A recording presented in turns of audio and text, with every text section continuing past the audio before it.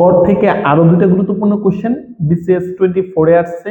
প্রথমটা কোশ্চেন 16 আর 17 আসছে বিসিএস 20 তে। সো যে কোনো পরীক্ষার জন্যই মানে যাদের গড় সিলেবাসে আছে, নার্সিং ভর্তি পরীক্ষার সিলেবাসে গড়টা আছে, অথবা যত শিক্ষক নিবন্ধন থেকে শুরু করে বিসিএস পর্যন্ত যে কোনো জব পরীক্ষার সিলেবাসে গড় আছে। সো গড় থেকে এই অঙ্কগুলো খুবই গুরুত্বপূর্ণ, আপনাকে অবশ্যই পারতে হবে। আর এই প্যাটার্নের ম্যাথগুলো আপনারা ভবিষ্যতে পাবেন। কোশ্চেন নাম্বার 16 এ বলছে একজন শ্রমিক প্রতিদিন প্রথম 8 ঘন্টায় কাজ করার জন্য 10 টাকা করে, অর্থাৎ উনি হয়তোবা 8 ঘন্টা কাজ করে, ব্যাপারটা এরকম না, উনি আরো বেশি সময় কাজ করে, কিন্তু তাকে প্রথম 8 ঘন্টার জন্য, প্রথম 8 ঘন্টা কাজ করলে প্রত্যেক ঘন্টার জন্য তাকে 10 টাকা দেওয়া হয়, তাহলে প্রথম 8 ঘন্টায় সে পায় হচ্ছে 80 টাকা। কেমন? কিন্তু পরবর্তীতে সে যত সময় কাজ করবে, পরে প্রত্যেক ঘন্টার জন্য তাকে 15 টাকা করে দেওয়া হয়। দেখেন কি বলছে, এবং পরবর্তী সময়ের জন্য ঘন্টায় 15 টাকা করে মজুরি পান। এখন দৈনিক 10 ঘন্টা করে কাজ করলে তার ঘন্টা প্রতি তাহলে মজুরিটা কত হয়? তাহলে প্রথম 8 ঘন্টায় সে পাইলো হচ্ছে 80 টাকা, 8 10 80, এবং পরবর্তী 2 ঘন্টার জন্য সে আরো 15 × 30 টাকা পাইলো, তাহলে 80 + 30 দ্যাট মিনস 110। তাহলে গড়টা কত হবে? 110/10, দ্যাট মিনস 11 হবে। তাহলে সঠিক উত্তরটা কিন্তু এটা। আমরা মুখে মুখেই করে ফেললাম, বাট আমি এটা লিখিত রূপে নিব।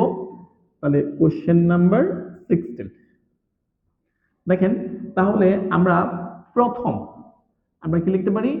প্রথম 8 ঘন্টায়, তাহলে দেওয়া আছে প্রথম 8 ঘন্টার জন্য,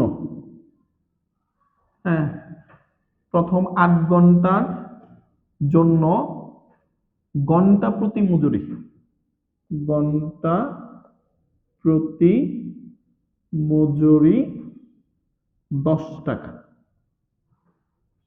এবং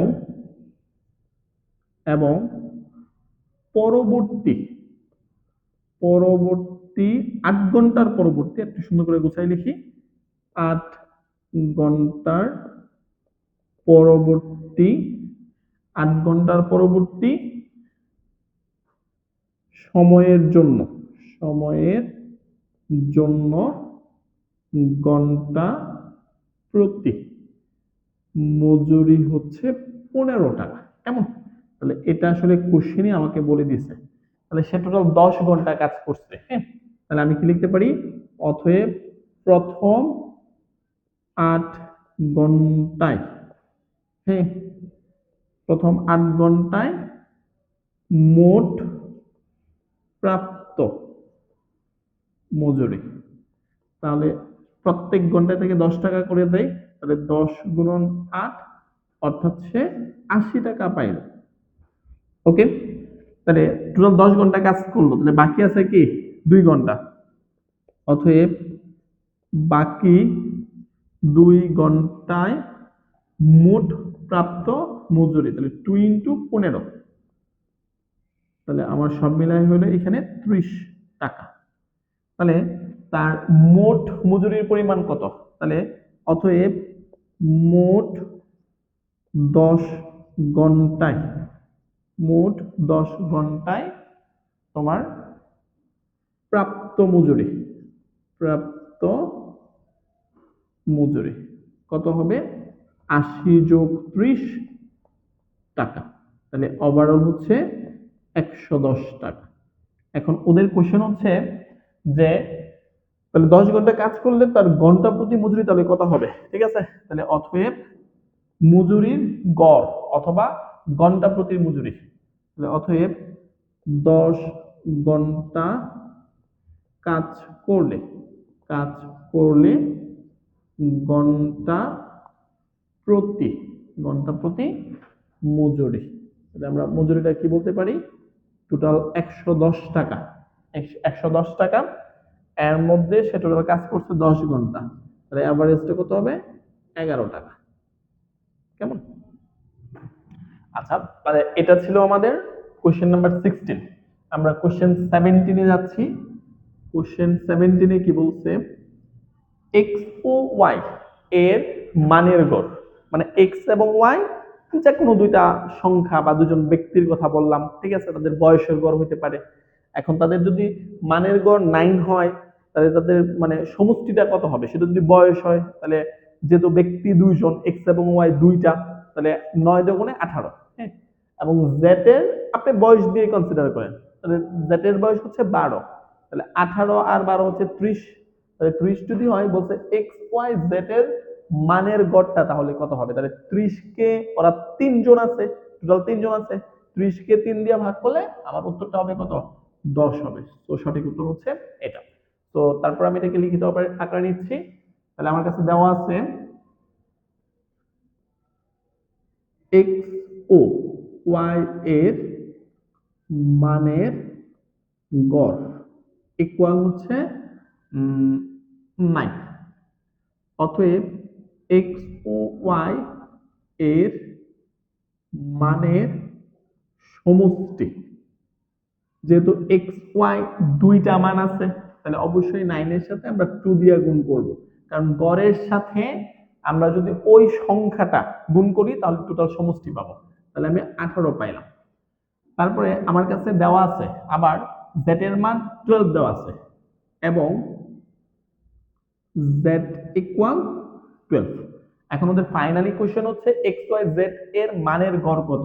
তাহলে অতএব x y ও z এর মানের গড় ইকুয়াল হবে, এটা ছিল x y এর মানের গড় 18, আর এটা হচ্ছে শুধু z এর। তাহলে এখানে x y মানে কি দুইটা, আর এখানে একটা তিনটা, তাহলে ওভারঅল 30/3 কাটাকাটি করলে 10 হবে।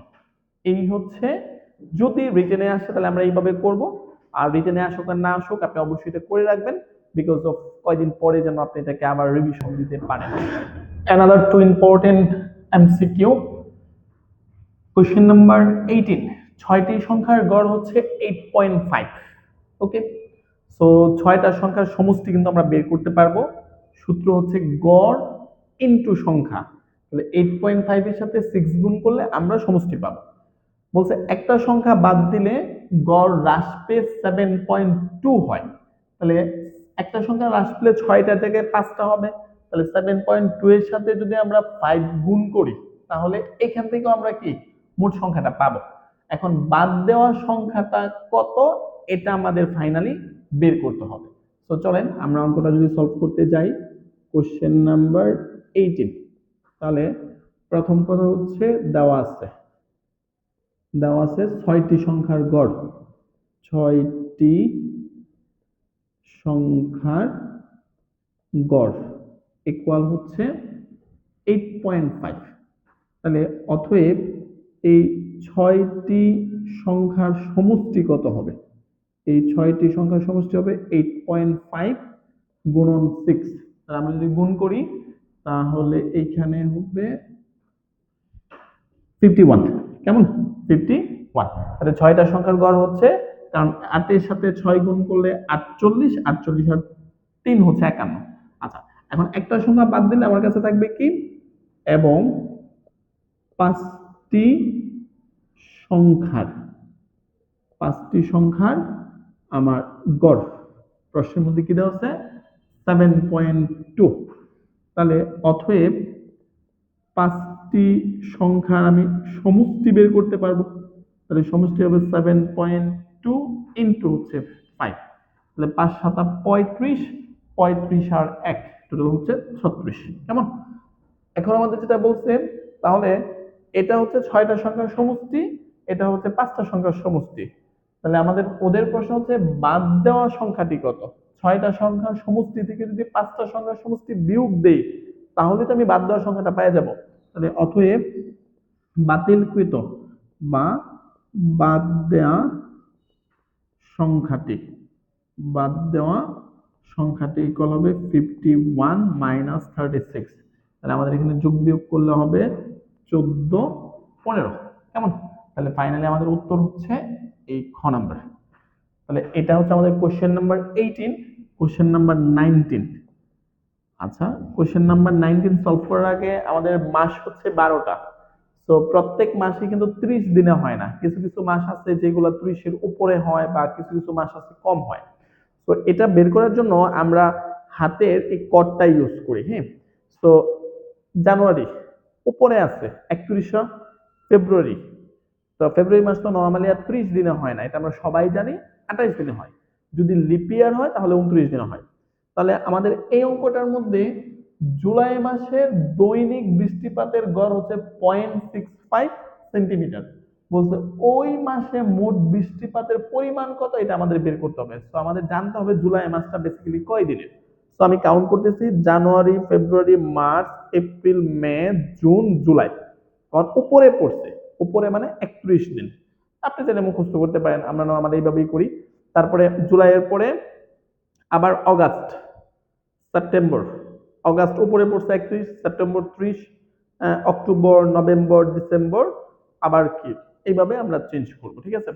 তো যদি আমাদের করের উপরে পড়ে তাহলে 31 দিনে, নিচে পড়ে নরমালি 30 দিন, শুধু ডিফারেন্স হচ্ছে ফেব্রুয়ারি মাস নিয়ে। তো আমাদের প্রশ্ন হচ্ছে, তাহলে প্রশ্নের মধ্যে প্রথমে আমরা লিখবো আমরা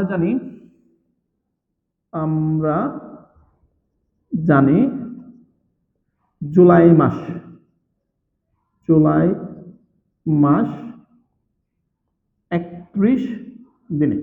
ওকে, তো প্রশ্নের মধ্যে দেওয়া আছে জুলাই মাসে দৈনিক বৃষ্টিপাতের গড়। তাহলে আমার কাছে দেওয়া আছে জুলাই মাসে দৈনিক বৃষ্টিপাতের গড়, বৃষ্টিপাতের গড়,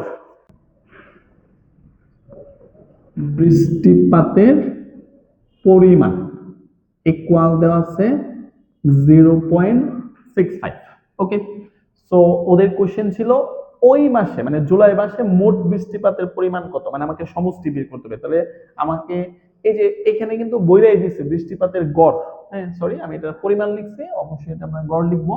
তাহলে আমরা গড়ের সাথে যদি ওই দিন গুণ করি তাহলেই কিন্তু আমরা ফাইনালি মানে মোট পরিমাণটা পাওয়া যাব। তাহলে অতএব জুলাই মাসের মোট মোট বৃষ্টিপাতের পরিমাণ, মোট বৃষ্টিপাতের পরিমাণ তাহলে কি হবে 0.65 ইন্টু হচ্ছে 31। তো আমরা যদি এখানে গুণ করি তাহলে 2015, দুইটার আগে শূন্য, অর্থাৎ 20.15, 20.15, এটা হচ্ছে আপনার কি উত্তর।